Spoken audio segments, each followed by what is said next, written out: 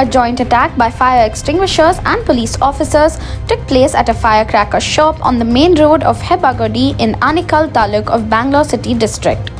The fireworks shop, which was doing illegal business, was closed as they had created fake documents and were selling firecrackers.